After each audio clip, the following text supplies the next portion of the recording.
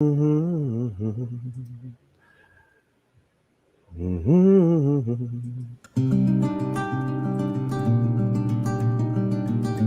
is the pre-show. Welcome, everybody. Bienvenidos to the Latino Slam. This is Pique Romero. And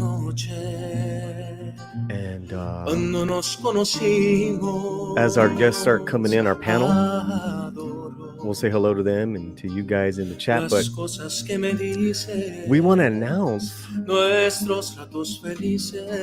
music in December.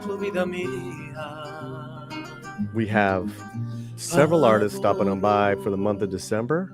Andy Vargas, Pique, Nina Diaz, Willie Calderon. This is Pique. He's going to be with us on the 15th. So enjoy this. I'll be quiet for a second. Enjoy the pre-show. Los besos que nos damos, los adoro, vida mía, y me muero por tenerte junto a mí, cerca, muy cerca de mí, o separarme de ti. Y es que eres mi existencia y mi sentir. Eres mi luna y mi sol, eres mi noche de amor. Adoro el brillo de tus ojos, lo dulce que hay en tus labios rojos. Adoro la forma en que suspiras y hasta cuando caminas. Yo te adoro, vida mía, yo te adoro, vida mía, yo. It's the pre-show, everybody. ¿Cómo están? Vida mía. This is Pique Romero. Yeah, man. Pique is going to be with us December 15th, part of Musical December. Magical December. It's a holiday. It's a holiday in December. This is still the pre-show. My panel, my guests are in the green room. So let's, I'm going to play you guys some music. So, if you want to come on camera or stay off camera, that's cool. But I'm going to bring you in just to say hello as I play the next song. This is not like the real show. Like in 8 minutes, it's going to be for real. This is like not for real, eh? And I'm really excited about this show. I'm really excited about the panel we put together. But let's talk about Musical December.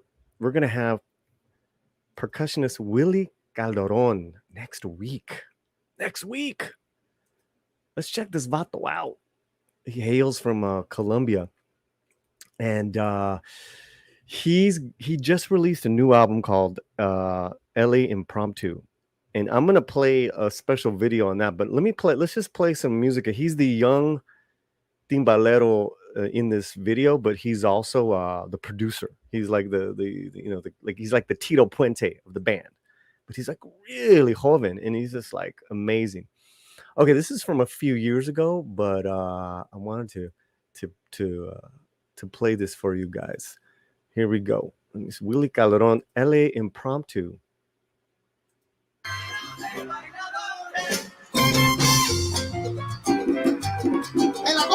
En la bomba. I'm one of those few Mexicans that can salsa without swinging my elbows. How about you, Alejandro? Can you really salsa? Or you just sit there like a mariachi lover? He doesn't even know. Ay, salsa. Órale. How about you, Karina? Do you read salsa? I think I'm good. Ay. Welcome to the show. Welcome to the Latino Slant. Hola. Let me lower this a little bit.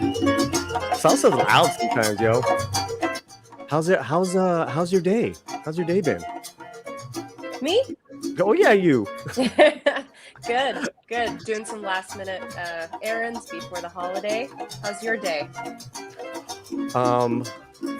Busy. Been up very early. Training people with my little fitness company, but then also to hitting a 12-step meeting, man. Keeping my shit real. Nice. But let's say hello to this is just a pre-show. Like I said, this conguero, this percussionist, he's gonna come in next week. Not him, not the old dude, the young guy, the guy in the timbales. And here, let me put his info up. But let's say hello to the people in the chat. They're already saying hello to you, Lord Thought. Here, let me put my. So because they don't want to see me, they want to see you more. There you go. Brett Cohen, hello, Brett. Rogue Disney, Pat S, Lombardi. I mean, we got some great names. We have some great handles here, Karina. You know what I mean? My favorite he's a member of the channel. His is Krusty Moco. Oh. Yep. Unique. Yep. I'm telling you, man. They keep it real here. Here being the YouTube landia. So yeah, that's great. You said that you were excited. You love the holidays. Why do you love the holiday? Why do you love the holiday? I get to see my family. My family lives in NorCal and then by San Diego, and it's the one time that we can all get together and hang out and have fun, and I love that. It's always the best part. Órale. See, I always think your parents, like, you all live like in the same house. I know. You would think. We're always together. Ruben doesn't have he's supposed to be on the panel. He doesn't have the link. Oh no. the author. Okay, I'm gonna send it to you, homie. Hold on a second. That's funny. Or maybe I won't.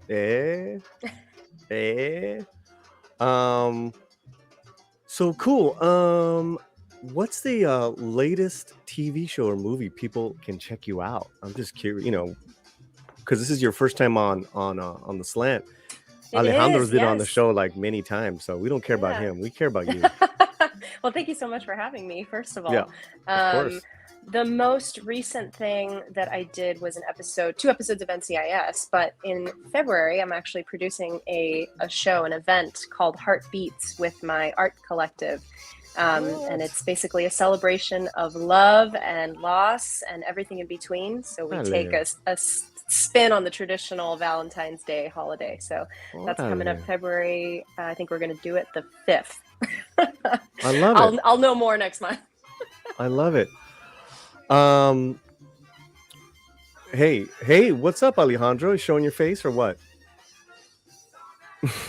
I'll go back and forth. I'll turn it off. I'll turn off the audio. I'll come back. Darth Astor saying the drummer's wearing a Legend of Zelda shirt. Respect. Oh, yeah. I was just thinking about that. I was like, yeah, man. That's something you would not see 10 years ago. That's pretty cool. That's pretty cool. I just started playing Breath of the Wild. I finally got around to playing it. It's so good. Oh, you gamer? I'm not. Yes, but no. Yeah, own it, girl. Own it.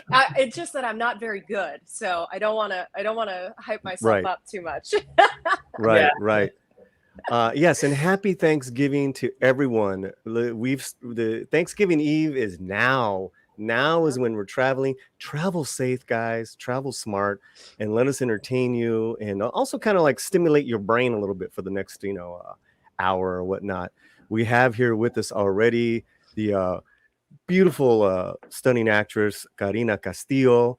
You thought I was going to say you, huh, Alejandro, huh? The beautiful and stunning. I'm going to say it, the beautiful and stunning Alejandro Montoya Marin. Thank you. He is no stranger to the slant, and we love his movies, and we'll get all into that in a minute. But we look who just arrived here for the pre-show for the first time on the show. Author. You write words. You write. Do you write picture books or just words, eh? Hombre, no picture books here, dude. Picture books. No, my daughter does that. Hey, really good at it. Oh yeah. Ruben Degollado. I love names that are just more than like one or two syllables. Degollado. Wow. The author of Throw. First time on with us. Dude. Welcome all of you guys. Nice to meet you, Ruben. Nice to meet you, Alejandro, Karina. Nice to meet you, Ruben. So this is our little pre-show, and it's actually the top of the hour. So we're going to play our intro to the show. I'm going to come on. I'm gonna vogue for a minute, and then I'll bring you guys on one by one, and we'll throw down. I guess we're just waiting for Miss Latin X Lens herself. Rosa, where's she at? Let me get her she's got the link, but I'm gonna send it to her again.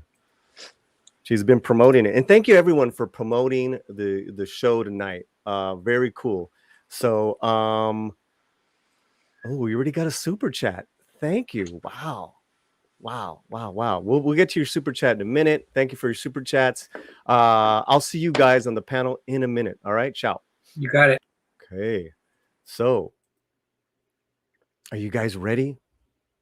You guys ready for some Latino slant? Thanksgiving Eve style? Well, let's do it, man. Let's get the countdown going y todo, man. Say hello to everybody. Say hello to everybody now.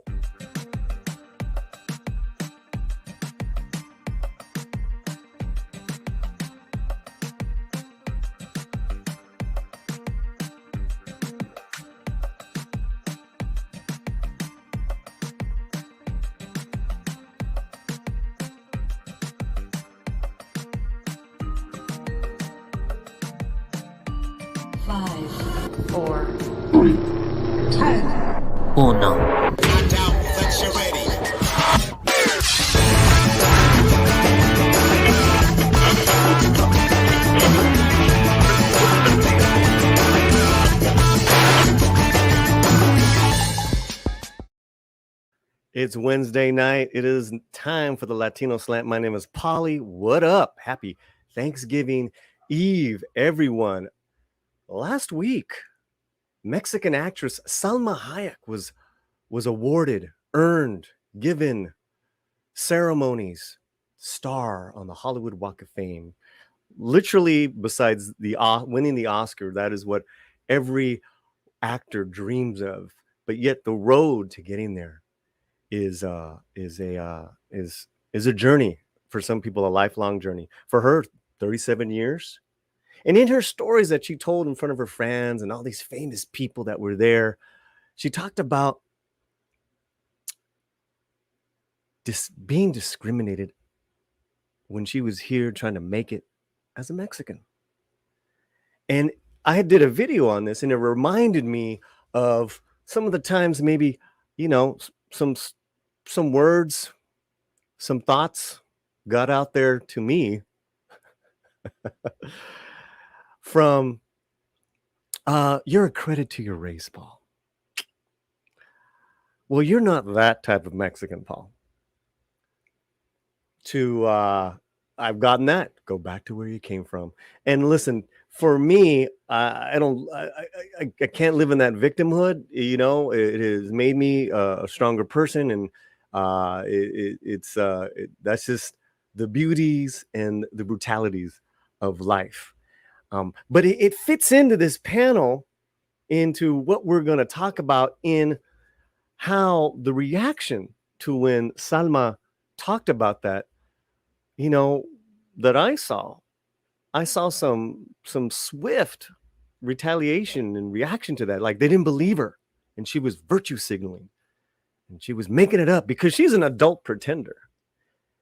So it just got me thinking, man, you know, those same fans love it when she's flaunting and being sexy and doing her thing that we all love when Salma does, but you know, she gives her opinion on something.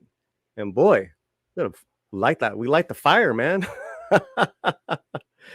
So it's important, you know, when I put these panels together that we all don't agree. And really, that echo chamber can just be deafening on any side. Now, with Hollywood and its legacy of ignorance and racism when in regards to Latinos has been fierce, has been studied, has been put in books. And we here on the Slant have chronicled some of those infamous portrayals of Latinos in some of our videos, whether it's the great role of Vasquez in Aliens, played by a non-Latina, Marlon Brando playing Zapata, to things that still happen in this era, whether it is Jennifer Connelly playing a Latino or Ben Affleck playing Argo, a Latino. It is what it is, right? I think that this panel and other fine people working hard in the business don't want to go back to those days. And yet I feel that there is a new wave of ignorance, a new wave of racism that Hollywood keeps working if you fit the model, if you fit the type. And I have talked about that as well. And I don't think, I don't think people on my panel necessarily going to agree with me, which that is good as well. But I want some thought provoking talk, because we're not a monolith. You know, I don't just like Mexican music. I like to salsa, and I don't just salsa with my elbows. And I think you'll know what I mean. I think it's an inside joke, guys. It's an inside joke because Mexicans Mexicans aren't known for being great salsa dancers. Wonderful, great. Now, what I did with my panel is I sent them I sent them 2 articles and a stunning post by this mega talented writer director who created one of my favorite movies of the year. And I wasn't shocked, but I was just like, wow, with her post, in that it's probably my 1 or 2 top 2 favorite movies of the year. And I just see her having such an amazing career. We'll bring her up later on. But before I bring them in, let's say hello to everyone that is here. And let's go back to our first super chat. Well, our super chat right now, Riff Magos for $5 Australian. Hail, Paulie. Hail. Forget Thanksgiving. I want to enjoy a South American New Year's Eve again. Huh? All right, man. Thank you so much for the $5 Australian. Okay, who else is here that just got here? Sander. Hello, Sandal. Sandal. Hey, Sandal. Oh, my God. The Equalizer's here. Hail. ¿Cómo estás, Equalizer? Raquel Briggs popping in and out. Can't stay, but here to support Paulie, hitting that thumbs up and sharing the stream. Muchísimas gracias, Raquel. I wish you could stay for the conversation, or at least to listen to this conversation. Riff Mago says, I miss Argentinian style empanadas. Oh man, I'm going to dinner right after this, guys. So I gotta hold on to that and not think of food. Salsa with the hips. Yes. Members of the channel are here as well. Lord Thoth, Darth Haster. Right on, man. I love it. Who else is here? I saw Sherry's here. Hola, Sherry. ¿Cómo estás? Deleted scenes. What's happening? Deleted. Okay, great. Well, let's start really fast. I don't miss my ex. I miss her mother's cooking though. LOL. Yo, we gotta cook for ourselves, man. Shoot. Yeah, I say that. And yet, hey, Stuart Mitchell, I say that, and yet, tomorrow afternoon I'm going to my aunt's house, and she makes amazing food. All I gotta bring is the whipped cream for the pies. Okay, let us start bringing in our panel. This is the first time that she is on the slant. She's an actress, and she comes from a Latino acting family. So talented, Karina Noel Castillo. Hello, everyone. Hey, yeah, man. Hi. Hi. Hi. Yeah, I thought I'd throw you in with the wolves with some topics, not just like, hey, let's talk about acting. Yeah. Hey, it's great. There are other things in life, Well, I really appreciate you agreeing to come on, signing the waivers, and giving a little bit of my blood. It's the whole thing. Yeah, I think it's bad. Welcome to our show, and thank you so much. Thank you for having me. You got it. And Rosa Para from Rosa Reviews, Latinx Lens. Are we going to see you tonight, or are you going to be mysterious? I'm going to have to be mysterious tonight because I just got home from work and I still have my scrubs on. The hair's a mess and I don't want to scare anybody away. I love it, man. And I love all the great work you're doing. Rosa has Rosa Reviews. She's a film critic, Latinx Lens. We have all the links to everyone in the video description. Welcome back. Thank you so much for inviting me back on. Órale. Okay, let's bring on the hombres. Alejandro Montoya Marin, the director. We love him. What's going on? Karina, Rosa, how are you? Paulie, how are you? Wow, I feel good, man. I feel good. I don't know if we had Danny Trejo 2 days ago. It feels like it was a week ago because there was so much to that. So now I'm like, he was amazing, and it's been a good week for the slant. And we've had watch parties with Alejandro and his movies Monday, and hopefully soon Millennium Bugs, right? Very soon. Órale. First time coming on to our show now is author of the book Throw. I got it here. I ain't fronting because I read the whole thing. I paid for that because you need to pay and support these vatos and the lady here as well. Author Ruben Degollado. What's up? Hey, what's up? Hi, everybody. Hey, applause. Woo! I feel good already, man. You notice how we applaud the writer? Yeah. Applause for everybody else. Yes. Yeah. So welcome, man. Welcome. Can you hear us? Yeah, man. Thank you. Oh, okay. All right. It was a little lag there for a second, but I think we're good. Okay. Thanks for having me. Well, everyone is here. First of all, let me thank you guys for coming on Christmas Eve. Thanksgiving Eve. If it was Christmas Eve, I don't think so, Paulie. But thank you for your time. And that's for all you guys, on the panel. I'm talking to all you.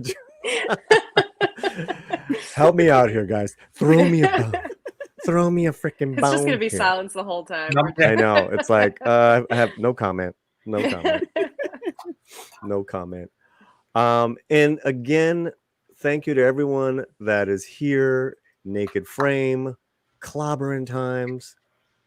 I love Clobbering Times. He's like the comic book expert. He's got an incredible channel himself. Please share the link, share the love. Okay, so you guys got the articles Did you guys get a chance to look at them? I did half of the homework. Which one did you do, bro? I'm going to tell you right now, I graduated the bottom quarter of my class, so I really worked hard at it. I read the one with with Aaron Sorkin and the biopic. Yeah. Oh, You did the speed read. Yeah. Skim. Oh my god, that's funny, man. Needs to scroll. I see. Yeah. Oh, dale. Wow.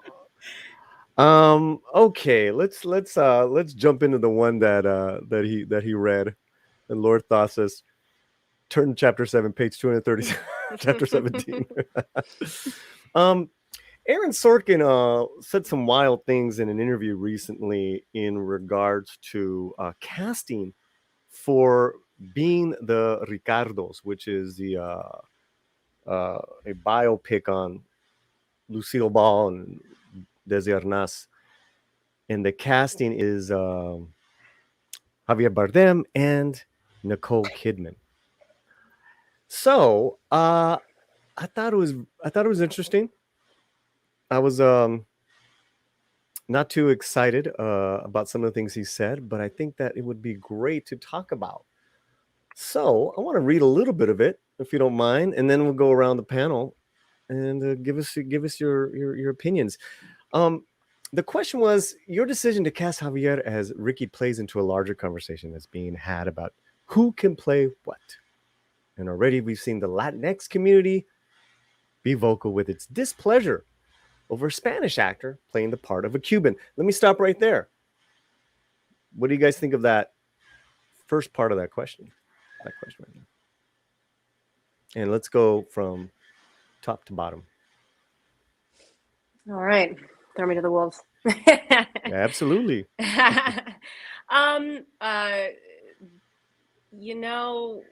Okay, so we're starting with just that first bit here. I think that first, I just think the way just Spanish actor playing a Cuban.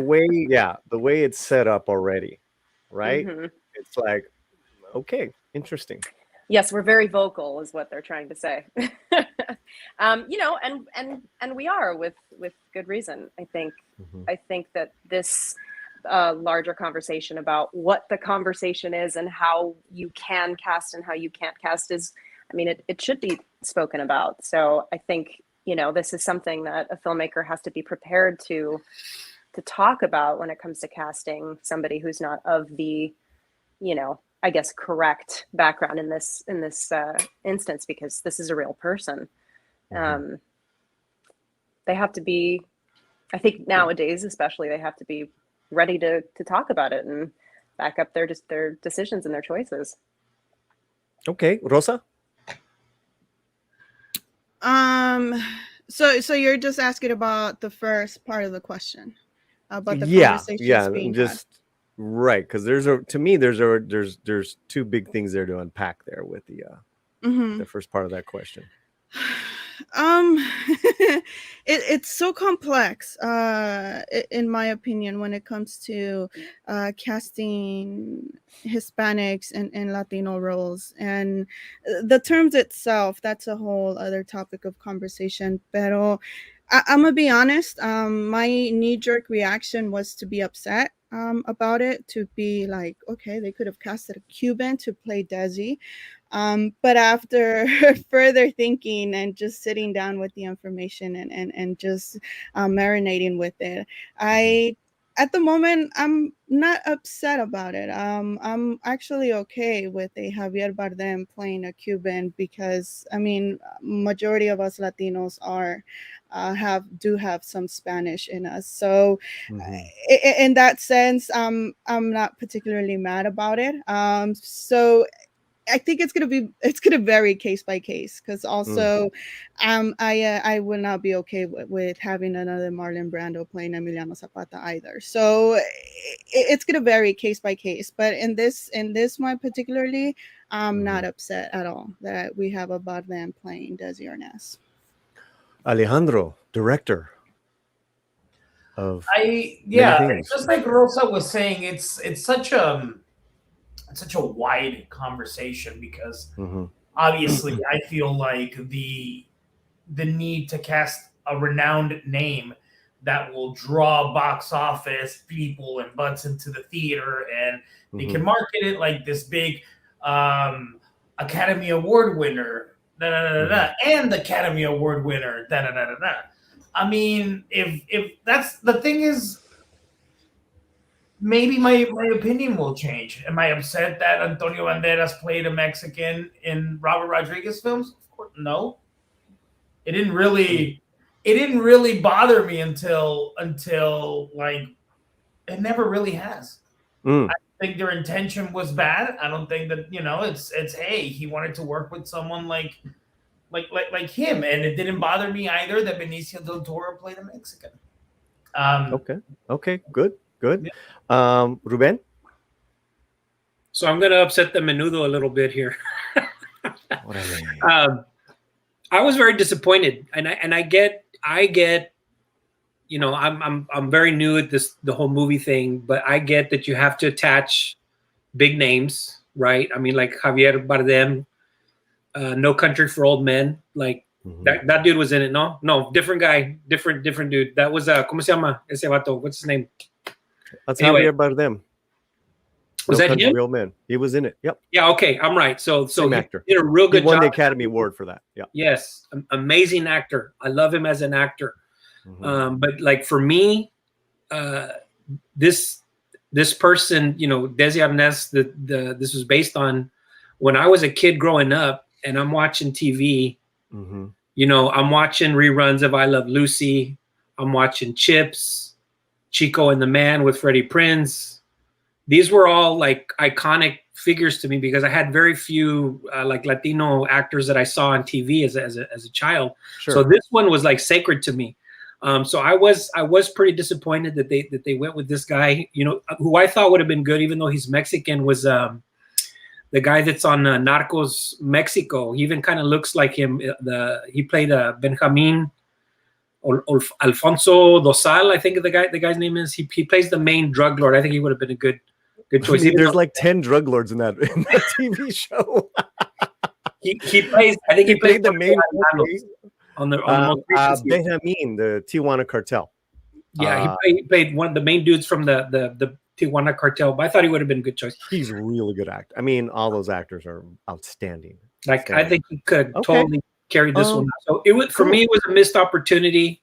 But again, I totally get that. They have to sell the movie. They have to get big names involved. But I also think like Nicole Kidman, to me, she's miscast as well. But that's just for different reasons. But that's just my humble opinion. Okay. Hey, man. Hey. You don't have to be too humble here.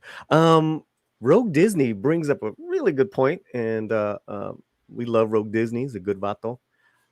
Do you think that it's meant to be a divisive statement, guys? There's a question. And anyone, go ahead. Any of you guys? Okay. I don't think so. I think it takes Alejandro fucking nods. I don't think so. I mean, it's actually a good question in my opinion. Okay, all right. Valid question. Zach says, do you think Javier Bardem helped get this made?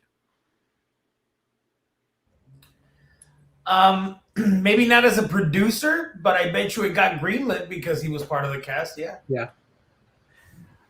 And yeah, please go ahead, Rosa.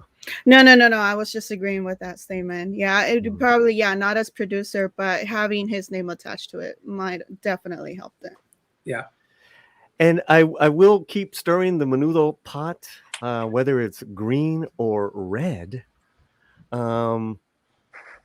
Eric Estrada was a Puerto Rican from New York. He played a Chicano from California. So what's up, Ruben? What's up with that, Holmes? He was Latino. I mean, I just saw a brown face. So Bardem is not a Latino then? Is that what you're saying? He's from Spain, right? Yeah. Which is a whole other issue. That's a whole other show. Like, is he Latino? Is he not Latino? That's another show. That's definitely another panel. And I know, but okay, I love everyone's input here. Thank you guys so much. Let's read on. Were those conversations you and the producers were having from the beginning? Presumably you're aware that this was going to be a narrative. And this is what he says. First of all, Amazon's casting department had a Latina casting consultant who was focused on all Latinx casting on board. I'd like to know who that casting consultant is. I found out, for instance, because that there was an actor who I was considering who is Brazilian, and I was told by the casting consultant that Brazilians aren't considered Hispanic because they speak Portuguese. So Javier is Spanish, and the casting consultant was fine with it. Got the ghetto pass. But I don't want to use the casting consultant as cover. I want to tell you my opinion on this, and I stand by it, which is this: Spanish and Cuban aren't actable, okay? They're not actable. By the way, neither are straight and gay, because I know there's a small movement underway that only gay actors should play gay characters. Gay and straight aren't actable. You could act being attracted to someone, but most pronouns aren't actable. All right. There you go. Let's take this off. And Karina, what do you think of that? What are your thoughts? I think it's interesting that he makes that distinction that, playing from a specific background is not actable. Playing from a, specific sexual orientation or gender orientation. That's an interesting differentiation to make. When it comes to casting, I don't know. My first thought must be Carla Hull or somebody, but when you cast, we love Carla Hull. Yeah, when you cast, as an actress, when you go into a role, they cast a wide net of Latinos. Very, not often now do they send out a casting call and then you have a lot of other cultures coming in like it used to be, which was most predominantly white.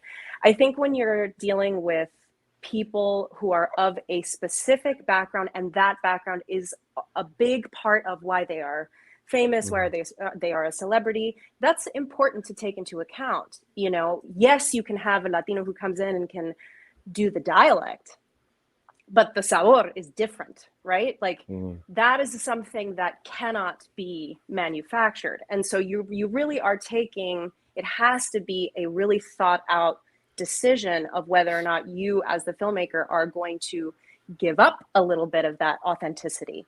Now, whether it's right or wrong, or, if I were given the part of playing a Cuban, for example, my background is from Mexico, but if I were given the part of a Cuban, that would be my responsibility as an actress as well, to say, well, do I want to take that role, or I know there are tons of Cuban actors out there who could do this role. So that's up to the actor as well. And, Javier Bardem, I mean, I know he's played a ton of different types of backgrounds. So it's very complicated, and it's not just the decision on the filmmaker, but the actor as well, and the casting director. So there's so many levels to how a movie gets made that I don't think you can put that one decision on one person of, well, they shouldn't have done that, or they should have cast somebody else. You just never know how the process goes. Love it. Rosa. Oh man. Rosa, I love you, man. I love that he says we had a consultant and she told me this, but I don't want to put it on her after you literally just dragged her under the bus. But anyways, it's the menudo's boiling right now. We got the menudo motif going on. Yes, I started it. Sorry. Yeah, and it's boiling. Okay. Oh my god, I don't even know where to start, because his answer is just so. He's trying to throw the blame at the consultant, which I get. Yes, you did your job by asking somebody else who's supposed to be more well-rounded and so on and so forth. And it's difficult because, again, here comes all the terminology thing, Hispanic and Latino, and what's Latino, whether it's linguistic wise or we're talking about geography, because if we are talking about geography, that's a whole different conversation. So it's very difficult, but I think what threw me off here and what somewhat did bother me was when he said that Spanish and Cubans aren't actable. Mm, Um, mm. yes, it is. It very much is. And there's a reason why it was not right to have a Marlon Brando doing Emiliano Zapata when you had an Anthony Quinn doing it right next to him. And Órale. surprise, Anthony Quinn gets the Academy Award.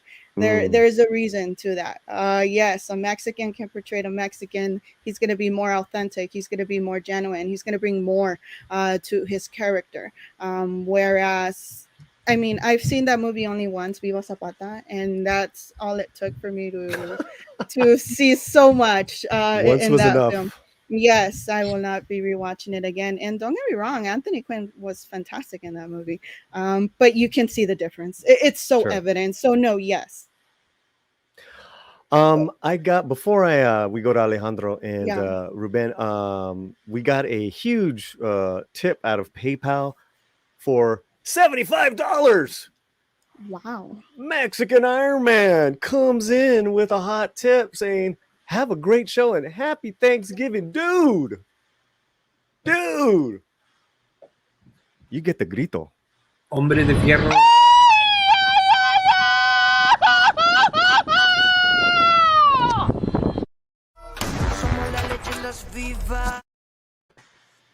Eso, man. You know what? También, let's get some música too, man. 75 bolas, man. Cuando canto la bamba yo estoy contento porque yo me acompaño con mi instrumento ahí arriba y arriba, bamba, bamba. Film Down My Street by me, by yours truly. Thank you, Mexican Iron Man. Fantastic. Awesome. And you guys are awesome in the chat. There's a lot of great comments. I'm going to get to them. I'll get to a couple, guys. And thank you. Please do me a favor in the chat. Please say hello to each other. And look at all these talented people that are on this panel. I mean, we got some Hollywood, movers and shakers. Speaking of a guy who likes to shake his mover, wait a minute, that didn't sound right. Director Alejandro, what are your thoughts? Dude, it's such a complicated question because part of me is like on the side of, I mean, I don't know. It's so complicated, dude. Like, do I feel? I don't know, man. Like, can only Mexicans portray Mexicans? Like, I feel that it's so weird because at points I want to say yes, and then times I'm like, no. But I feel like if it's art, isn't it like okay to be seen through somebody else's perspective? Because if you want reality, then just have reality, then, dude. Like, I don't know. Like, maybe if you do, I mean, the actor, of course, like the actor has to do the research to be as authentic, if that's kind of the tone they're going for. Because what if the tone is ridiculous in comedy, then sometimes it would fit. Or, you know what I'm saying? Like, it's such a different, very difficult question because then it's like, if I'm a filmmaker, then am I only supposed to be making Mexican movies? I don't want that. Well, your movie wasn't Mexican enough from what you told me that someone said. Well, who was it? A production company? I'd rather not tell you. No. Don't say who. Yeah, but it was a what do you call them? They're not associates, but what are they? Listen, it's a production entity out there. Yeah, no. One of the executives, I think, of a company said my movie Millennium Bugs wasn't. It didn't have like a strong Latino presence, and I'm like, what the fuck? Half the story's about a first-gen Mexican American based on me. Right, great film. I've seen both of Alejandro's movies. Really fast. Can my wrenches start throwing links to all our panelists in the chat? And we have a couple directors as well in the chat. Member of the channel, Reggie Johnson, is here. Has to be done right. What's up, brother? Kenneth Castillo. Prior to the pandemic, Kate Blanchett was Lucy. Edgar Ramirez was Ricky. It was recast when production was pushed back. Wow. I mean, Edgar is South American, and Kate is well. She's say they went from one Aussie to the other. Ruben. Our question was still on. Okay, so here's the deal for me anyway. We're in a media rinse and repeat cycle. Every couple of months, somebody puts out an article that there's underrepresentation for Latinos. Rinse and repeat. It happens. I mean, just in June, LA Times put out an article and they cited the fact that we're, as of 2019, Latinos, Latinx in the United States are 18.5%. And yet in film, the representation with lead roles is 4%. I could be off on my numbers, give or take a percentage point, but it's like 4% of lead roles. So they put out the article, we tweet about it, people get upset, they retweet, they make comments, and then we see stuff like this happen again. So it's like this never-ending cycle of underrepresentation, and it seems like people making the decisions are tone deaf to what's actually out there. So like I said, when I mentioned earlier, it was a missed opportunity, and you know what? He's going to do a great job. I know it. He's an excellent actor. I respect him. He's amazing. Like I said, I've watched his work before. I'm entranced by him. But it was a missed opportunity. I mean, they could have given somebody a shot, and I know the context. I don't fully understand it, but I know that there's a lot of decisions. You have to get big names tied to projects to get greenlit. But I don't know what needs to change. I don't know enough about what needs to happen institutionally. It's a bigger problem than just one role, it seems to me, because we have the same thing in the literary world. We're 18% again, the Latinx, Latino in the United States, and 5% of books that are out there are by authors of that heritage. So it's the same thing in the Latino, Latinx publishing, where authors are not getting the deals that others are. They're not getting the contracts, publishing contracts, etc. So it's just a systemic problem. Like I said, it's on the news cycle repeatedly. 25 people live in the chat with us, tons of comments, a lot of great talk. Please keep sharing the link. Let people know that we're here. Rogue Disney says in the chat, so actors can only act like what's appropriate. Isn't that going to be become stifling for an artist at some point? Alejandro, please. I mean, jump in, guys. I'll jump in.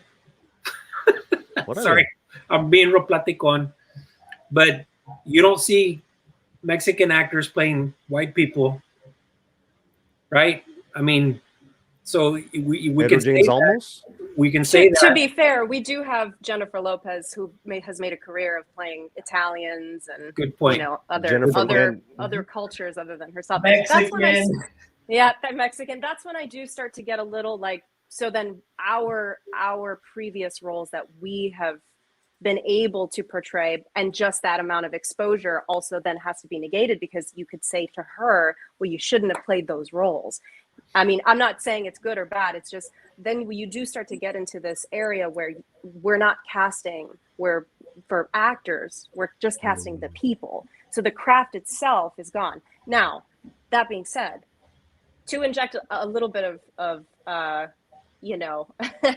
positivity, I'm really excited that these films are being made in the first place. When nice.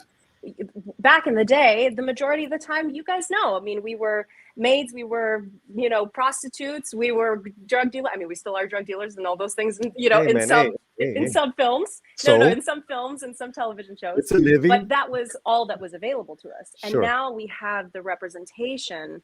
And is it perfect? No.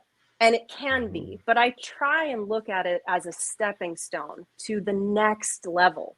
I have the benefit and the gift of being able to see my parents who came up in the business at a time where that was all that was available to them. And the roles that I'm going out for now are light years ahead of what was available to them. The stuff that they could have accomplished if they had these roles written for them by the people that are Sure. writing them. Sure. Oh my God, we would be light years ahead of where we Yeah. are. So it's all, I mean, it's just not that perfect. alone, I'm Don't get me gonna wrong. cut in. Karina's father is just an amazing actor. He was in Blood In, Blood Out. Enrique Castillo.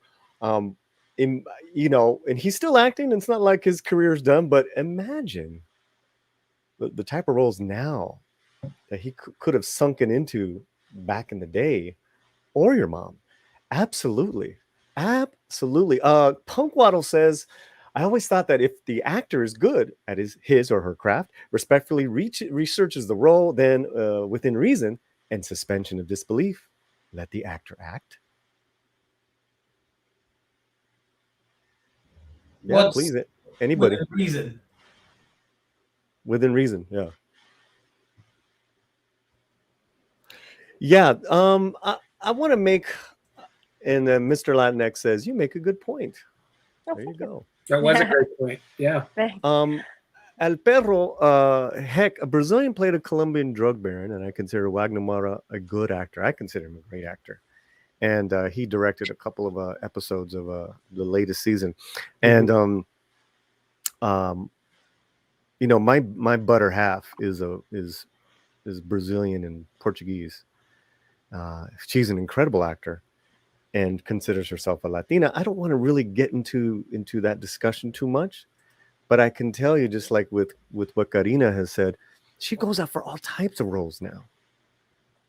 And one of the bigger stories that, one of the great stories that she told me was that when she went out for this role and she went into the audition and the casting, when you're sitting there, was all these tall, Swiss-looking blonde women. There was Romy, all Latina and curvy with with her beautiful looks. She ended up getting the role because she brought a unique perspective to it. And that's what really great actors do. And the fact that Karina is working in the business, that's a big deal. That is huge. It's also all our responsibility as artists, from actor to writer to reviewer to I don't want to just, like I said, I just want to do Mexican films, but by hiring or bringing in people from different backgrounds, I'm sure that, if I'm Latino, will there be a Latino character? Probably. I'm not going to say just because I'm going to come in, I'm going to give the Latinos those roles. If they're not good for it, they're not good for it. Because then we start going on this vicious circle of then the art starts to be effective or defective. And then, then people will be like, well, why'd you put that? If that role was miscast at all because you're doing this. And it's, then the art doesn't work. But it starts with, it doesn't start, but it has to be done in various, you know what I'm trying to say, Karina? I do, yeah. I completely agree with you. I just to jump in, the thing that I'm thinking about right now is that we're in a moment that we have an incredible opportunity for all of us to be able to tell our own individual stories. The thing that comes to mind is the In the Heights film that recently came out, and people were really upset that the Afro-Latina who was cast was lighter skinned, right? She wasn't darker skinned. And they were clamoring about representation, which people should. They should want to see themselves on screen. And the thing that I thought was, well, Lin-Manuel Miranda is not an Afro-Latino. And so he did his best to, or I don't think he is, I don't believe he is, but he did his best to, is he? He's I thought I saw you nodding. No.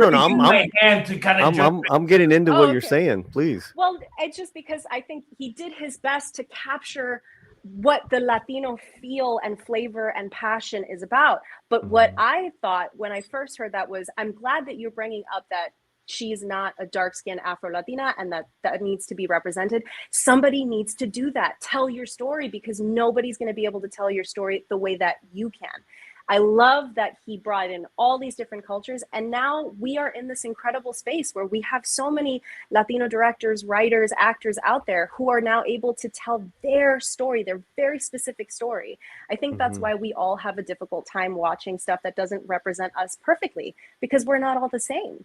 Even for me, you know, I'm Chicana. I grew up in the United States, and you know, my family is from Mexico, and I'm not like all Chicanas, you know, I'm a very specific kind. So I know, right?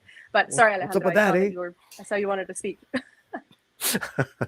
I completely agree with what you're saying, because at that point, it's kind of doing the same thing where you're just shifting things a little bit, and then you're kind of like retrapping them, and that's not good.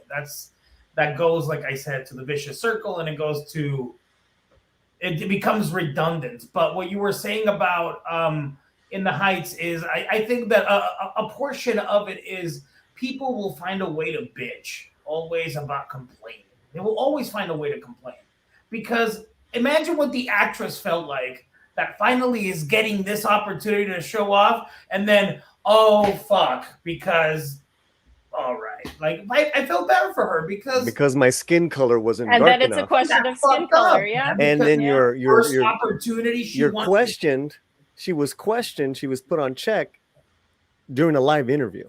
That's not fair, dude. No. It's completely uncool. It's completely uncool. And then they go after Lin-Manuel, and then went after Rita Moreno.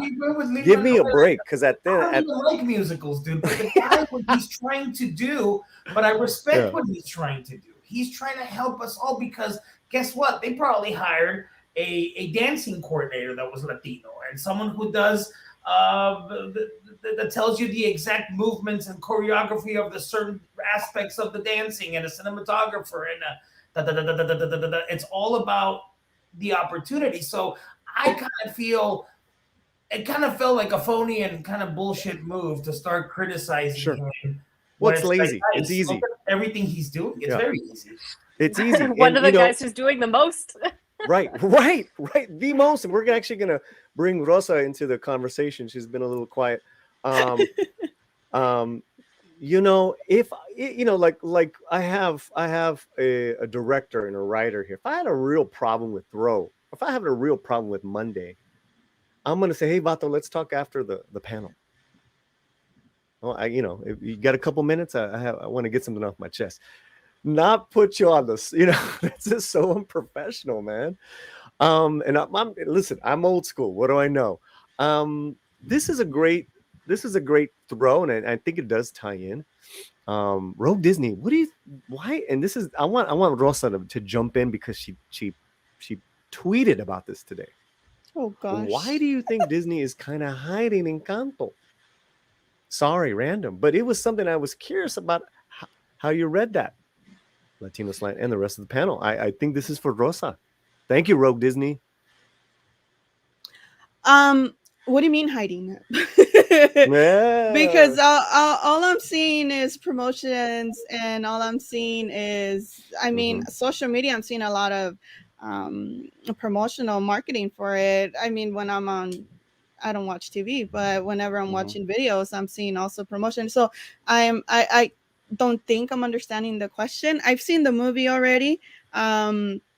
I understand some of the criticism, particularly on behind the scenes and the creative process of it all.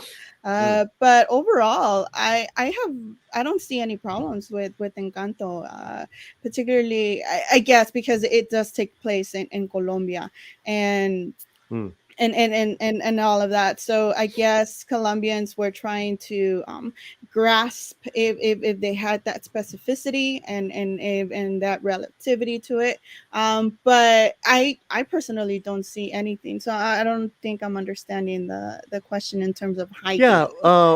Because we were just talking about in the parks, because he goes to all the parks, he does reviews and stuff.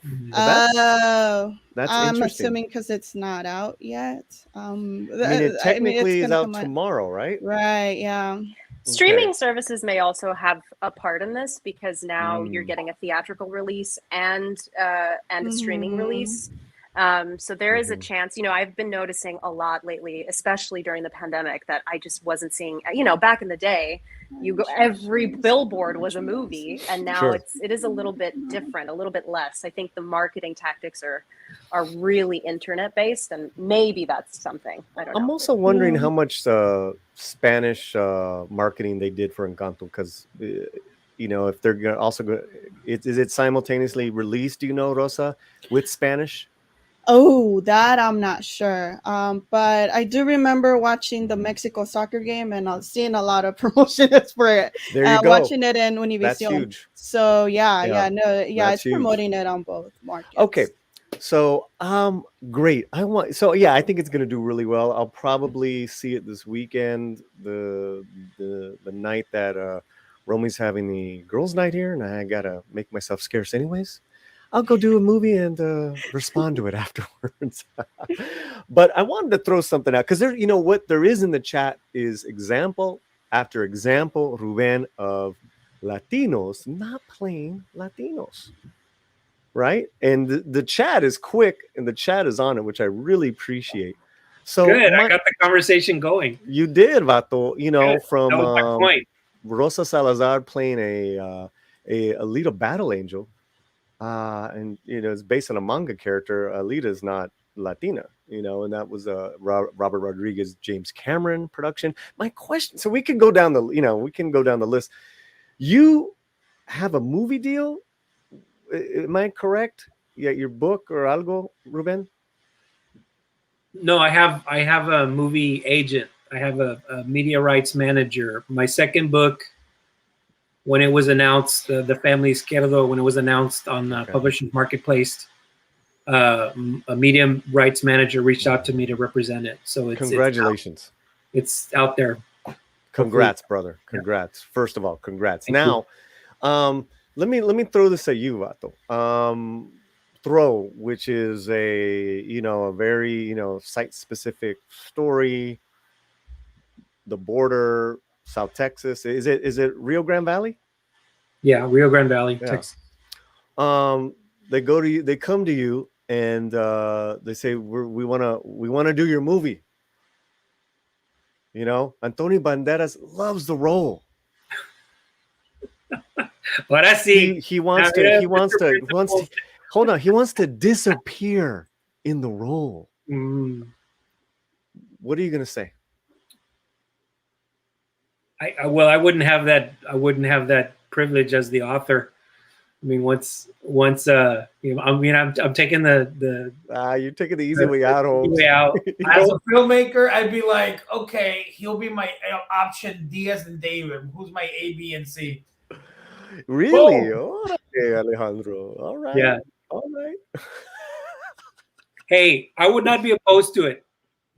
He could play the abuelito. He could do that. He could pull it off. But I just think, my preference, if I had a say, which I wouldn't, by any stretch of the imagination, the author doesn't really have a say in much once it's sold.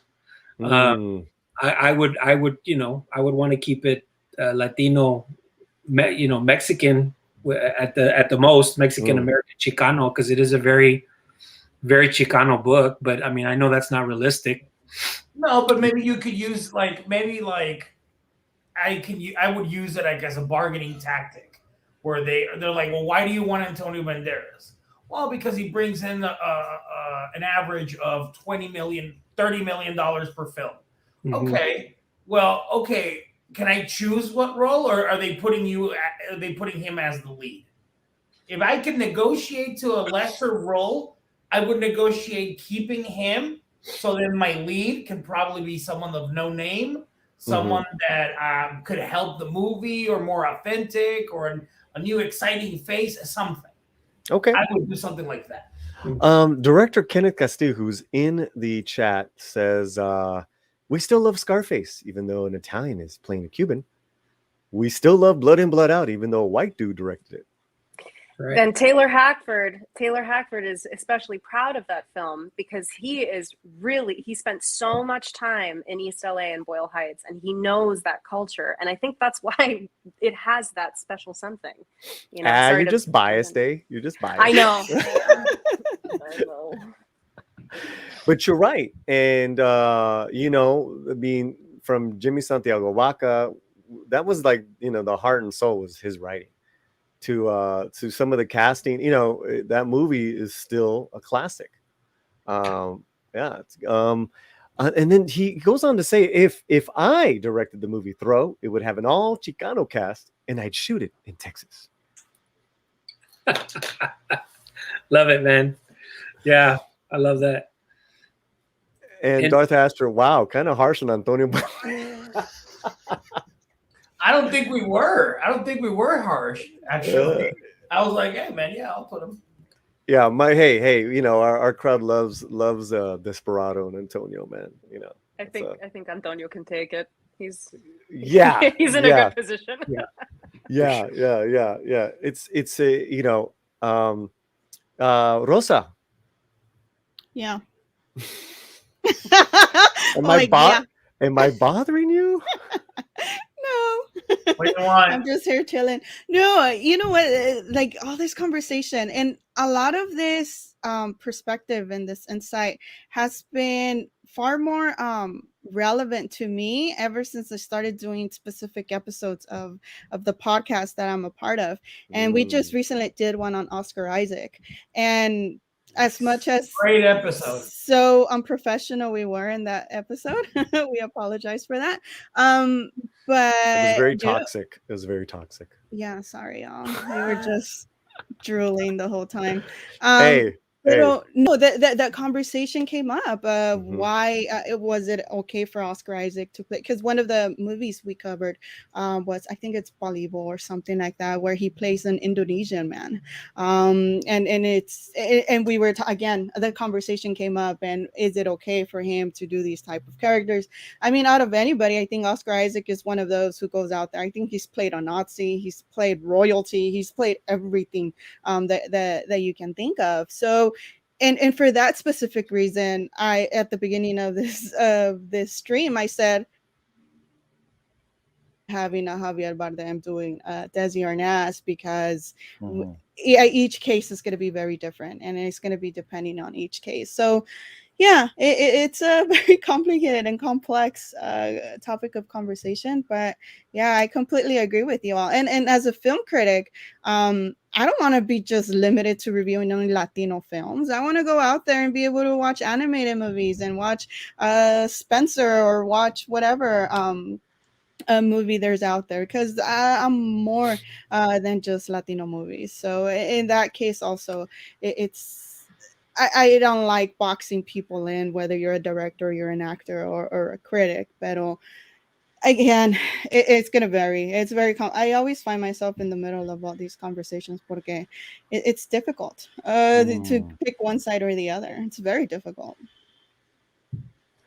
Yeah, so you know, my whole premise of this was that, like, the Sorkin, or I'm not even gonna bring up. I'm gonna spare you guys with the Netflix. In the complaint of this housekeeper, they just axed the role. They just cut the role from Uncoupled, Doogie Howser's new comedy. To me, these are just two examples from Aaron Sorkin to this as old school ignorance in Hollywood. The new ignorance for me is how In the Heights was marketed, and then how the creators were disrespected. You guys have anything to say about what I just said? I'll chime in if no one else will. Do it, brother. You know, I kind of likened it to what happened with Selena on Netflix. So a lot of, and maybe y'all aren't privy to this, but so that's from my area, Texas, right? South Texas. Selena's she's a South Texas icon. I mean, I could travel an hour and a half north and I'd be there in Corpus, in our hometown. So when that movie came out, or when that show came out, not the movie. So the movie, like, we were very forgiving I mean, it wasn't like Jennifer Lopez, for me anyway, from Jennifer Lopez having the role was not like a big deal at all, because she did an amazing job, right? And she's not Chicana. So when the show came out, what bothered me was that they were picking on the lead actress of that show, and her name's escaping me right now.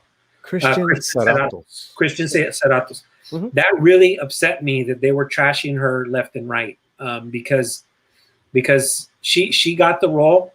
I think she's done a great job in the show, and so for them to trash her, like it felt wrong to me for them to do that. You know, she doesn't have her figure. She doesn't have it. She got all kinds of backlash for that, and so I was upset with that. Now, as far as when they start going after actresses, actors for getting roles, I think, to me, it's petty, right? So and I brought up the comment earlier, you know, about how you had about them, and I was being respectful. But I think when they start really getting ugly and nasty with people, I just don't go for that, because to me, again, it's a larger issue. It's more of a systemic issue that I think I think needs work. So to me, again, let's talk about the bigger issue about representation rather than going after individual, actors, actresses that are in these roles. Well, I'm going to push back, because I think she was just miscast. I don't think she did a good job at all. I think that Noemi Gonzalez, who played her sister, was incredible. That is your Selena. She is a mega talent. But that's just me. I don't, Christian Serratos comes from a model background. She never did anything of note for me in The Walking Dead. Storylines were written for her, I got to say, maybe because she couldn't handle them, just as an actor. I'm not talking about her body type, bro. Mm-hmm. And when you come with a new Selena TV show, I just didn't think she had it. That's all. Body type and image, that I agree with you on that. That's not called for. But you didn't trash her, right? You weren't mean or ugly to her. Well, you know what I just told you right now? I said that in my review. Yeah, and that's funny. I mean, that's yeah. I mean, I'm not gonna, for the channel, I try to chronicle as much of you guys as possible, right? And if it's something that I don't like or whatever, then I try to give it a respectable, my opinion, and not be a dick. But yeah, no, I gave that was my review. I thought you were going to bring up the writing practices of how Netflix is so cheap and barely pay the writiters. That was a big stink. Oh yeah, that was production for me. And the other issue was where they filmed it. Because we in the Valley, we had a big laugh that there's a scene where they show a sign that says, Brownsville, 52 miles, and there's a big mountain in the background, and the only mountains we have in the Valley is a trash heap. There's no mountain anywhere. So we just had a giggle at that. That's just funny for us. You're right. I think Karina was going to mention something earlier. I wanted to. Yeah, please. No, it was just an observation that I had. By the way, before we start talking about trashing people, I just want to bring up, there was a comment earlier in the comment section. Okay. Let's not be ugly, please. There are people up here. I won't say who it is, but I saw a comment earlier, and let's not be ugly to people. But I just, I thought it was an interesting observation. Or I had an interesting observation. I had an observation about something interesting, is that what I see that's similar with what we're talking about when it comes to the culture that we have, people playing different cultures. And, Selena, for example, we all care so much about these individual things, right? We care so much about Selena as a culture. We care so much. She's an icon. We care so much about, getting Chicano right, getting Cubano right, all of that. I think that's what makes the times where it works, that's what makes it work. The actors who get it right, because they care just as much as we do. The writers care just as much as we do. So if we don't have if we don't have people who are making the decisions and executing those roles with as much care and empathy that we have as the viewer, I think that's what seems inauthentic. Yep. You know, that's what seems where you go, and I think that's kind of what people felt when they agree. saw this new Selena. I think that's what people. I didn't see it, so I don't have an opinion on it. But I will say that when I did see the trailer, I thought, oh, okay, that's not who I would have thought. But I hope she does a great job, you know. And I did hear a lot of. I heard a lot of the kind of banter back and forth about it, and I am curious to see it. I just haven't sat my butt down to watch it, but you know, there is a chance that maybe some of the politics and the bureaucracy of making the show, which I've heard that there's quite a lot, you know, back there. I think that was what gets in the way of the passion, you know, and the care of that's what makes it really authentic. It's good talk here, guys. Yeah, and just a pleasant reminder to people in the chat: keep it civil. I love strong opinions, but you know, that's where I'm at. Yeah, go ahead, Alejandro. Are you going to say something? That's a great point that she brings up, because then because you know, as much as I don't like Mel Gibson, I mean, Apocalypto, he's the only one who dared to do a movie about Mayans. And yeah, it's incredibly inadequate historic-wise, but something you can't take away from that movie is that it's a really good movie, and probably the best one that he directed, in my opinion. Yeah. It is so good. It's a kick-ass. It's a Mayan action movie. All indigenous cast and whatnot. Like, dude, I fucking love that movie. And yeah, it's not adequate again, but hey, he sold it to the agency. And he wanted to do that. Why am I going to shit on it because he's not Mexican? I mean, this is years before I found out he was like a great hardcore like anti-Semite, and I don't like that. Hey, you know, what are you going to do? No one's perfect. Exactly. But Apocalypto was dope. Hey, what do you want? What do you want from Mel? He's just trying to make it. So my point is, he cared about the project as an artist. He developed a quality project. Yeah. Yeah. Rosa, you've been a little quiet. Yeah. Chime in. Yeah, I just wanted to say something about the Selena series, because I did get a chance to watch it, and I was one of those who did not like it at all. Me too. I didn't like it either. You know what? My big issue was the writing, and then the look of it. Just the look of it. It looks so cheap. And you tell me what you had a problem with the writing, and I could probably tell you a little story. Oh yeah, no. I think I know the story, and the fact that it's Netflix, and this is what bothered me the most. You have a show like The Crown where you spend $2-3 million per fucking episode, and that's the same budget you give this entire series, and that was mind-boggling to me. I was like, okay, no, this is not right. And that's my biggest issue with it. Yes, you're only going to be able to do a show and bring forward a show with whatever limited budget you have. So it's not necessarily the filmmakers or the writers' fault if that's all they have to work with. But and it's bringing it back to what Ruben was saying, it's on the bigger scale, the systemic thing that, yes, you're willing to spend this amount of money on an episode about royalty, about the British royals, which, I mean, don't get me wrong, I love The Crown. It's very good. Yeah, let's say, let's keep it real. That shit's good. Love it. The Crown's the shit. Yeah, I love it. But do not underestimate. But they don't have the trust yes, they underestimate the power it's not of that, Selena. God. It's not that. It's that they're ignorant. They don't understand. Well, that's exactly what that's how important Selena is. She's a global icon at this point. Yes, she's not just for Texas. I'm sorry, Ruben. Something not marketable, sellable, you know, financially liable. I mean, they went so cheap on this that there was an expose in the LA Times.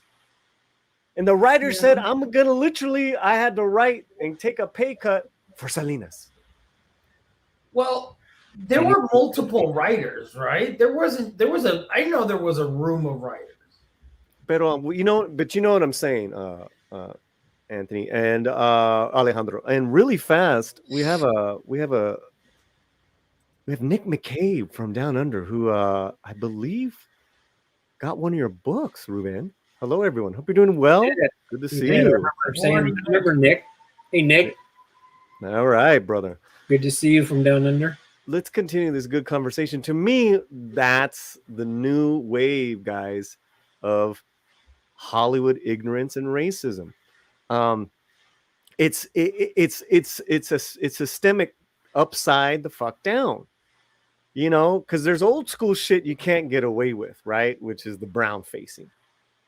But here is something where they just, you know, that just shows you from cutting out that role in the Doogie Howser new cup Netflix TV show.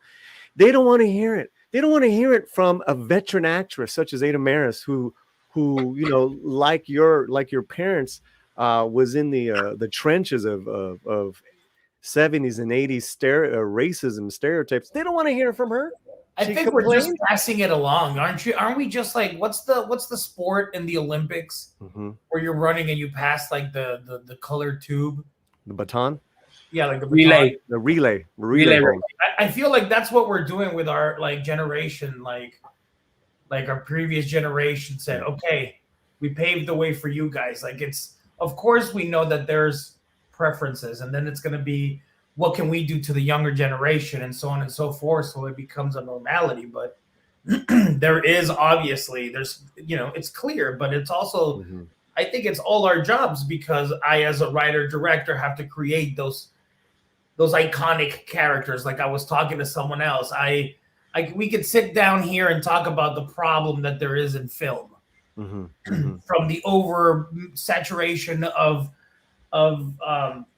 nostalgia overload, like Ghostbusters and you know, whatever, you know. But what is very clear is that there's just not enough representation as people like myself or like Ruben, who we start in the paper and the writing and everything. We have to continue to push. I think it's at the end of it. At the end of all this is how much you're willing to push.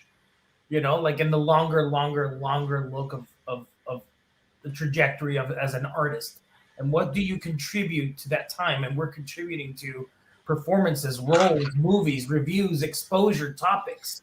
So it's a very, very slow paced process, but I think as long as we keep doing it, that's always, like she said, it's a step. This is great. This is great conversation.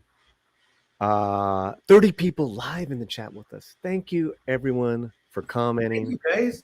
And to the panel, Karina Castillo, Rosa, part of Latinx Reviews, director Alejandro Montoya Marin, and writer-author Ruben Degollado.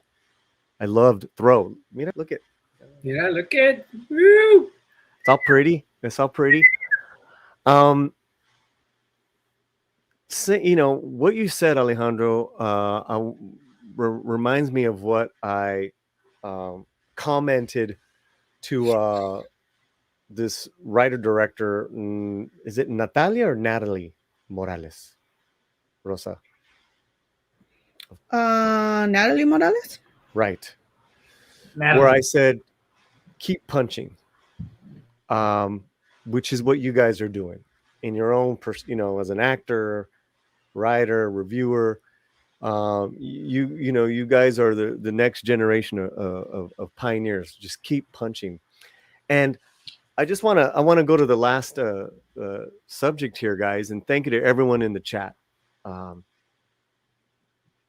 was shocked when she put this post. One of my favorite movies of the year is called Plan B, everybody. And on the channel, we have a review of that with Rosa from a few months ago. To me, it's like the female super bad, you know, but with a pretty gutty message. There's a lot of meat to this. Let me get this up here. Talking about Natalie Morales, a writer-director who's so talented, man. So talented. Here's what she says. She posted, "Hi, agents and managers of white folks in this industry. For fuck's sake, stop blaming diversity hires for why your client isn't getting a job. It's either that you're not working hard enough or that they're not good enough. Be honest with them. You are harming us. Whoa. Wow.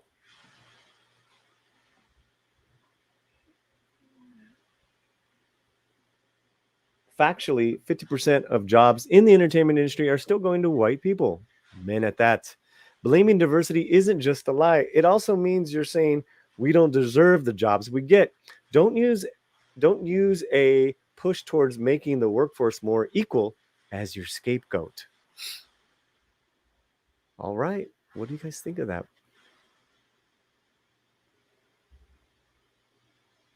And guys, meaning the panel. That's a lot. That's a lot. Fair. I had an experience once. This was maybe 4 or 5 years ago, where I had was having a kind of a friends group, and one of the people in the group who had come in and that I had just met for the first time was the son of a very prominent television actor. And I remember him saying this thing for him, right? So he was very upset that it was so hard to be a white guy as an actor because so many roles were going to people of color. And I just think I just find it so interesting because reading this is exactly what they used to tell people of color. You're just not working hard enough, right? But it really does harm the validity of the person of color, the Latino, the person from a different culture than the majority, because you are taking away that hard work.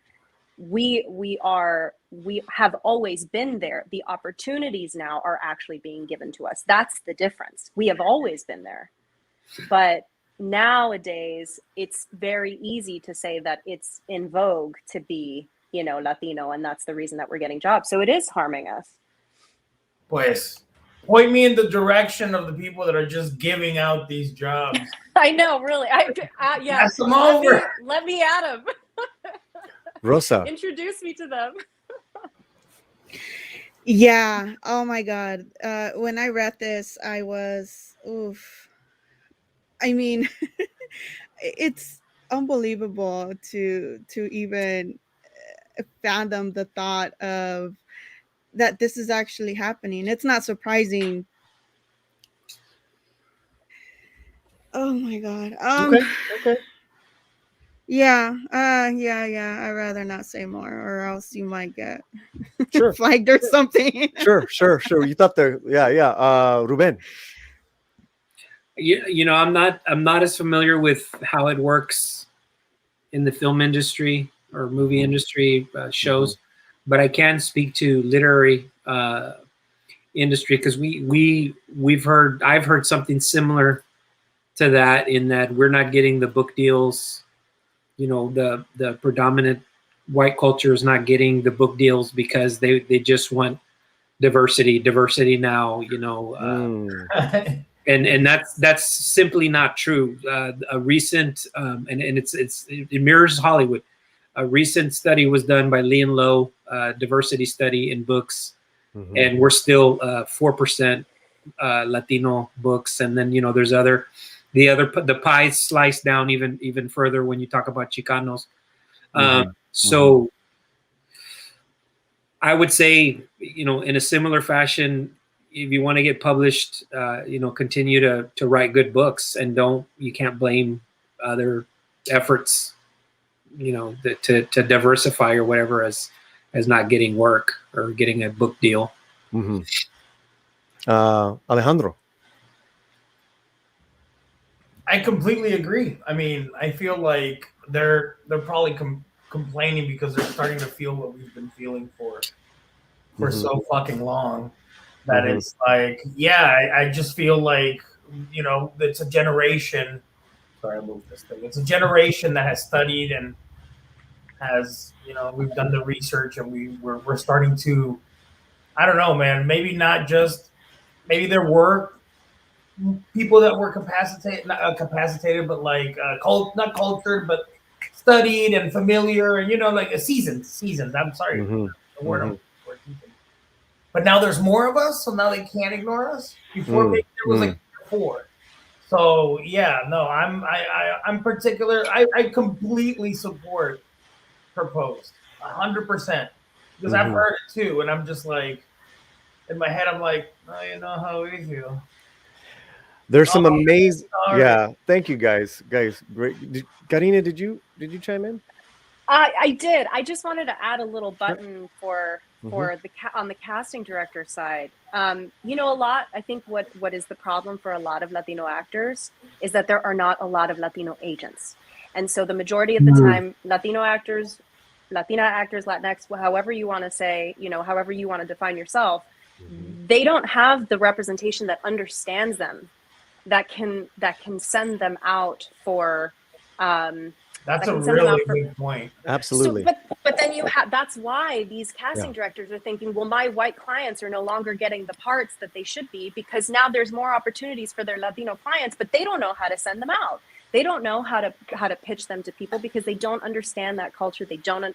There are a lot of agents out there who are learning, who want to learn, who are empathetic, who really are trying hard for their clients. So I don't want to make a blanket statement, but on the side of casting, that needs more diversity. That's why I brought up Carla Holt, because I think it's amazing that she's casting all these incredible projects. But casting that's its own system there that needs a lot more representation. And if I can I add want to bring up two comments that I think are really good. Of course, Rogue Disney coming in with a great comment because he's rogue. Does Hollywood have to be an exact statistic copy of the nation's citizenry? And then Kenneth Castillo, every study from UCLA to Annenberg to the Directors Guild of America's own study is that things have not changed for Latinos behind the camera. So that says to me that a lot of this diversity and inclusion that Hollywood is pushing that you hear is a lot of bullshit. And when it really comes down to it, is that they don't walk the walk. It's just all talking. It's all to please their sponsors, to please the corporations. I've got nothing to lose, guys. So if you need to temper your opinions, that's fine. But I'm just telling you, this is bullshit. This is bullshit, right? You're absolutely right. It's got to change in casting. It's got to change in writing and the directors. Because when it comes down to it, the numbers show we are Disney hired directors 2%. The highest is 5%. So, yeah, Natalie that's a great spark. Whether we agree with it or not, it's a great conversation to have. Go ahead, you guys, please chime in. You guys on the panel. Alejandro, you go. You go, Alejandro. You've been waiting to speak. No, Ruben had a thing before. Yeah, I was just gonna say that I think that the agents are key. Both literary agents that are greenlighting books or getting books to be greenlit. And for me, like my agent, I wanted to, like, it was a dream of mine to make sure that my agent was Latina or Latino, and I'm so blessed to be able to say that was the case, because for me, like, I wanted somebody to read my project, understand what I was trying to do, and be able to push it in such a way that they understood what the goal was of representation in the work. And I think that's really key. So the other thing I just wanted to say is that, I want to see more actors, actresses that are just doing roles, like not necessarily about identification or, this is like the Latino show or whatever. That's exactly what I was going to say. I agree. Because, and I'm gonna use you, Karina, as an example. Like recently, I saw you in The Good Doctor. You did an amazing job in that. Yes, but that was not a Thank you. specifically awesome job. So, but it wasn't a specifically a Latino Latina story. You know what I'm saying? It was a story about a little boy that needed a surgery, and you did an awesome job with it. That's the kind of thing I think we need to see is people are gente in roles that are. It doesn't have to be about identity. Those aren't the only stories we have to tell. We have so many more stories. Yeah, we're not Beautiful. all walking around eating tamales and tacos. Yeah, all we're day not eating talking about tamales. that, you know, like the river. Hey, You know, hey. I mean, don't get me wrong. Yo, I'm gonna have about I 50 just on ordered Christmas. Italian. I just Yo, ordered yo. Italian. Is that okay? Yo. Yeah. Italian. But Calmado. yeah, I this- mean, that's exactly what I was Yeah. going to say, you know, and Mhm. also all the way up to the directors and executive producers who are creating projects about people, about stories, about interpersonal relationships. And you know what? You just happen to be Black. You just happen to be Latino. You just happen to be Native American. You know, these are stories that we have in our own lives. And when I talk to my friend who's Vietnamese American, I don't go, so tell me, how do you say this in your language? I mean, we don't when like she that. brings up something, when she brings up something that's distinct to her culture, absolutely, I want to know. I want to teach me, right? But why do we have to be relegated to these stories where we constantly have to explain ourselves as to why you think we're other? I'd like to not see that anymore. Yeah, my last two short films are not Latino themed, Blood Positive and The Wrong Guy, because it's like it doesn't have to be something that I'm always going to be like, hey, and I do Latino projects, because then they're not really helping. You're kind of just like feeding the monster that is hypocrisy, and I don't, you know what I'm saying? Like I do. Absolutely. Yeah, we all have those stories inside of us. We tell them, and then we go to the next story that feels good, and it may not be about being Latino, and then we can go back to those stories. And also, I just saw in the chat, there is nothing wrong with tacos and tamales. I'm sorry if I offended anybody. There's nothing wrong with them. No. I mean, those two examples, it's like we can feed the world on tacos and tamales. So, you know, Hell yeah. But you're absolutely right, is that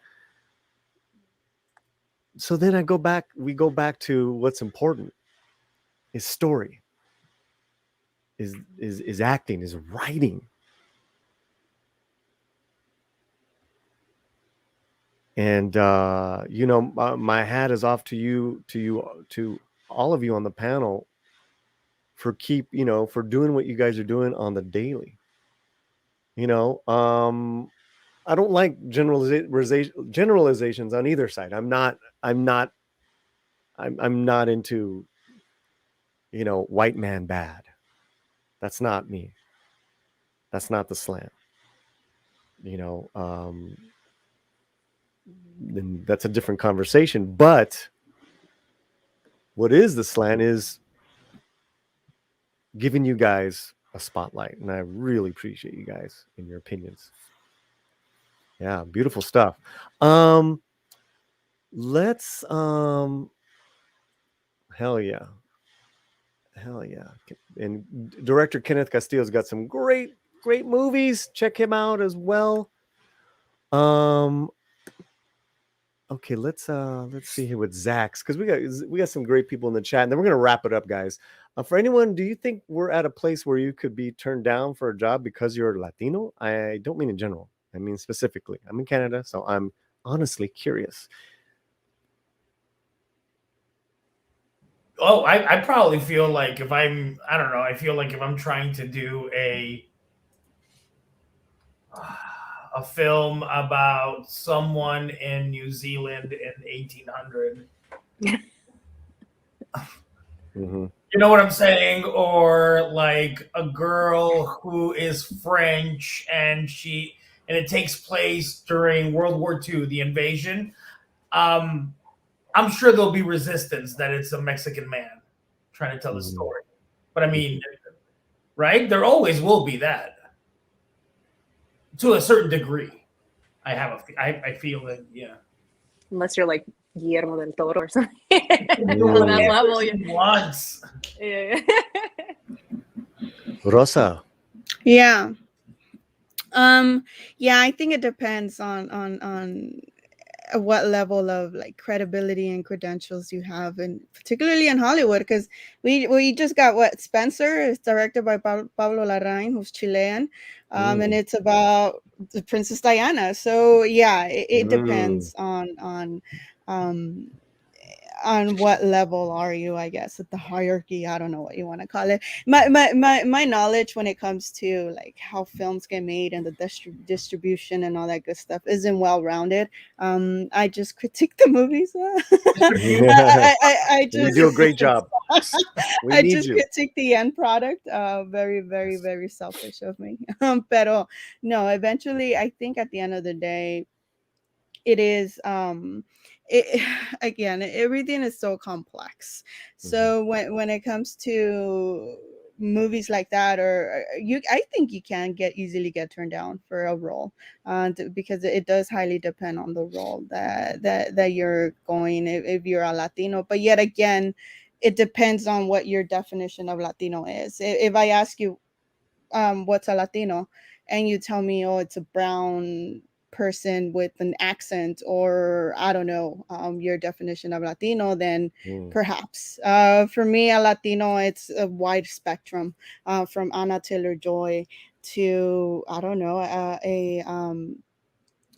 Yalitza. to Oscar Isaac, to Janica Bravo, who is a Panamanian director, to Alejandro. Yes, of course. Yes. So it's a huge variety of Latinos. So I guess when you're asking a question like that, it's gonna highly depend on what your definition of a Latino is. Let's go around the panel, put you on solo, and let people know what you're up to. And we have your links in the chat. And let's start off with Ruben. Hi everyone. What I'm up to right now is I just turned in my final edits for the Family Izquierdo, my collection of short stories, which is right now, it's out there, trying to make a show out of it. I mean, it'd be perfect for a show in that it has short stories that would be very good episodes. So that's what I'm doing. Still waiting for the release. The release on that book is going to be in the fall of 22, so in about close to a year. So very excited about that. My publisher is W.W. Norton. And again, the book is called The Family Izquierdo. It'll be out in 2022 of fall. Rosa. Yes. So lately for my podcast Latinx Lens, we just released a review of Maya and the Three, a show I highly recommend. Good. Go watch it. Yes, it's on streaming on Netflix right now. Great to watch this weekend. I haven't finished watching it, but I'm halfway.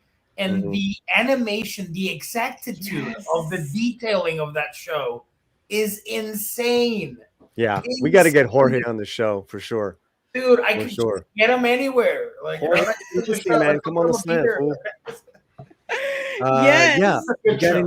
You have any Thanksgiving weekend recommendations? So Maya and the Three. How about a movie people can see? Oh my God, Encanto! You have to go watch Encanto. I'm gonna see it. It comes out this weekend. Yeah. Encanto.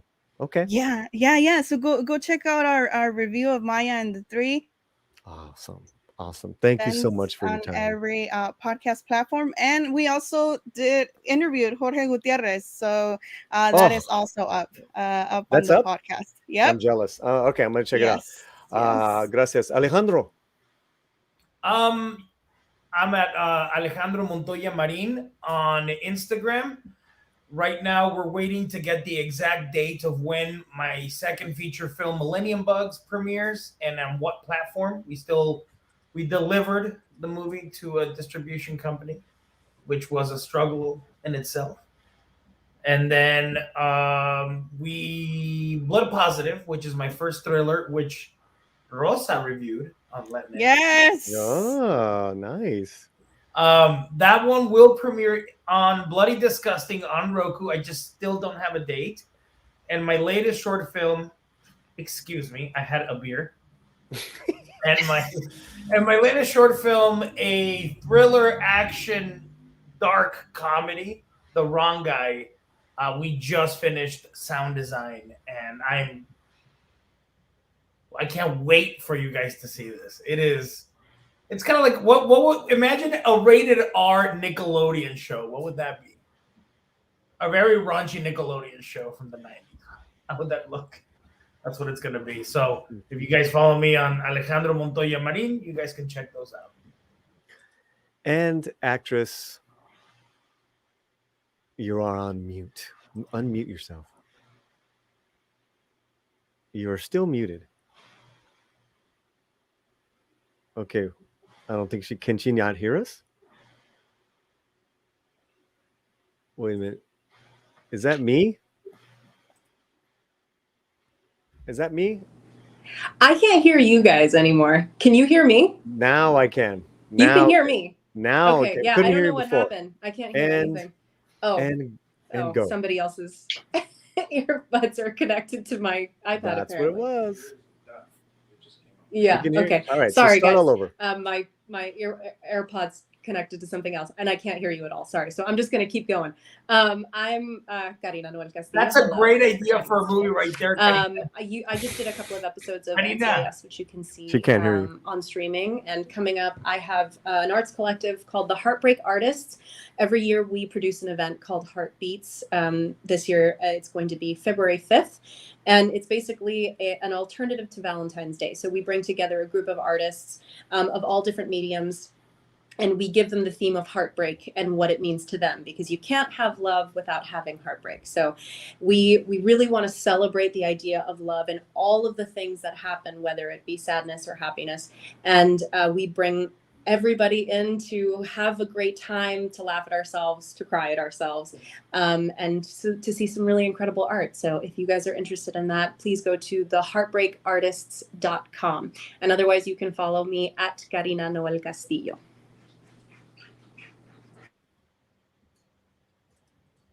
All right.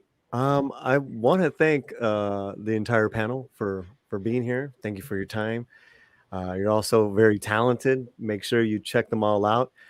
I really want to thank all the people in the chat, all the members, all the subscribers, Mexican Iron Man for the very generous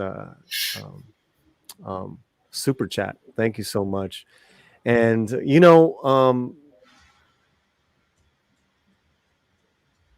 diversity and inclusion are not. I think you guys know where I'm come from. Let's have a good Thanksgiving. It was a great talk, one that will be sure to continue as we move ahead. We love people with different opinions and different backgrounds to always come on the show and enlighten us and talk to us. So remember, wherever you're at, please keep your son fuerte and please be safe this weekend. And if you are a member of this channel, you will see your name on the closing credits. Be well, everyone. Come on, y'all. Come on, y'all. Come on, y'all. It's land. Yeah, but is this the unplugged version? I don't know. I think it's the unplugged version. All right, Paulie, let's go.